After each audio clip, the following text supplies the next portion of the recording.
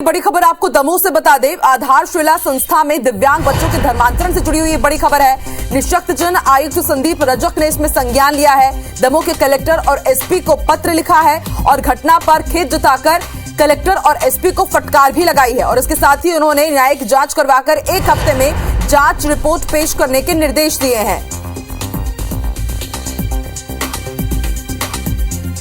तो दिव्यांग बच्चों के धर्मांतरण से जुड़ा हुआ ये पूरा मामला है। राष्ट्रीय बाल संरक्षण आयोग के अध्यक्ष प्रियंका कानूनगो ने धर्मांतरण का पूरा खुलासा किया था और इसके बाद अब देखिए संज्ञान लिया गया है। दमोह के कलेक्टर और एसपी को पत्र लिखा गया, घटना पर खेद भी जताई गई और उसके बाद कलेक्टर और एसपी को फटकार भी लगाई गई है, क्योंकि लगातार हम देख रहे थे कि कलेक्टर और एसपी भी इस मामले में सहयोग नहीं कर रहे थे। जो राष्ट्रीय बाल संरक्षण आयोग के अध्यक्ष थे प्रियंका कानूनगो एफआईआर दर्ज कराने के लिए घंटों थाने में बैठे रहे, उसके बाद भी पुलिस प्रशासन एफआईआर नहीं लिख रहा था और थक हार करके प्रियंका कानूनगो ने यह तक कह दिया था कि दमोह प्रशासन नकारा है। ऐसे में अब देखिए धर्मांतरण के गुनाहगारों के खिलाफ अब कार्रवाई होगी और संज्ञान लिया गया है। दमोह कलेक्टर और एसपी को भी फटकार लगाई गई है।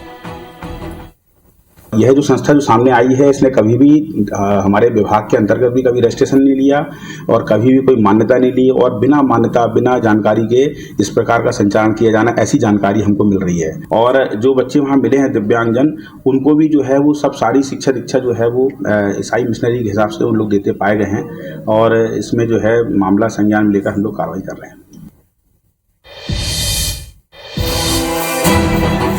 दमोह और रायसेन की तस्वीरें बता रही हैं कि किस तरह मध्य प्रदेश में धर्मांतरण के गुनहगार अपना खेल खेल रहे हैं। दमोह जिले के मड़ाहार में ईसाई मिशनरी के बालगृह में धर्मांतरण का मामला सामने आया है। राष्ट्रीय बाल संरक्षण आयोग के अध्यक्ष जब यहाँ पहुंचे तो यह खुलासा हुआ। ईसाई मिशनरी के बालगृह में 91 बच्चे रह रहे हैं, लेकिन जाँच हुई तो बालगृह में सिर्फ 45 बच्चे मिले। 10 लोगों के खिलाफ एफआईआर दर्ज की गई है। कुछ ऐसा ही रायसेन में हुआ, जहाँ गौहरगंज बालगृह में 3 सगे हिंदू भाई बहनों का धर्म परिवर्तन किए जाने की खबर है। तीनों बच्चों का नाम बदलकर मुस्लिम धर्म के मुताबिक रख दिया गया। बाल गृह संचालक हसीन परवेज पर एफआईआर दर्ज की गई है। दोनों जिलों में बच्चों के पिता ने कई राज खोले हैं। दमोह के पीड़ित बच्चों के पिता ने बताया कि 2019 में भोपाल में बाल आयोग के कर्मी बच्चों को ले गए थे। जानकारी लेने कई बार बाल आयोग के दफ्तर गए, लेकिन अधिकारियों ने मिलने नहीं दिया। औरत लेके भागे थे भोपाल 2009 में, जिससे बच्चा पैदा हुए हैं सर 3 बच्चों के लिए बाल कल्याण समिति वाले उठा के ले गए। 2019 में उनके पास हम कम से कम 50 बार घूम के आए कि हमारे बच्चे दे दो।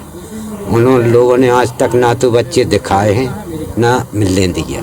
बाल संरक्षण विभाग के कर्मचारी और बाल कल्याण समिति के पदाधिकारी इस पूरे के पूरे नेक्सस में शामिल हैं, इसलिए आयोग ने स्वयं यहाँ उपस्थित होकर एफआईआर दर्ज कराई। पुलिस में एफआईआर कराने के लिए गए थे, शायद एफआईआर में कुछ समय लग रहा था तो हम लोगों को जानकारी लगी तो हम लोग भी यहाँ पे विश्व हिंदू परिषद और बजरंग दल के सारे पदाधिकारी पहुँचे। कुछ बच्चे हैं जो अनलीगल रूप से रखे गए हैं। थाना दमोह देहात में स्वयं उपस्थित होकर अपराध पंजीबद्ध कराया है और अपराध पंजीबद्ध कर उसकी विवेचना स्टार्ट की जा रही है। मुद्दे पर नेता प्रतिपक्ष गोविंद सिंह ने कहा कि धर्मांतरण को रोकने में सरकार नाकाम है।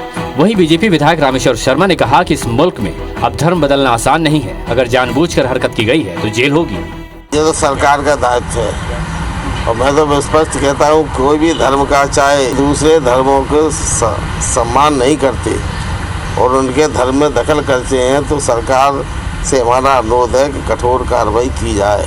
मध्य प्रदेश में सरकार बची कहाँ है, तंत्र हावी है। इस गतिविधियों में जो भी संलग्न हैं, वो चाहे मदरसे के लोग हों चाहे चर्चों के लोग हों, सबसे हमारी हाथ जोड़ के प्रार्थना है कि इतना ख्याल रखिए कि धर्म नहीं बदला जा सकता। अगर ये हरकतें करोगे तो कानून के शिकंजे में आओगे और शिकंजे में आओगे तो जेल जाओगे। दमोह और रायसेन के सनसनीखेज मामले जाहिर करते हैं कि धर्म की गठरियों में फंसी मानसिकता मासूमों को भी शिकार बनाने से नहीं चूक रही है।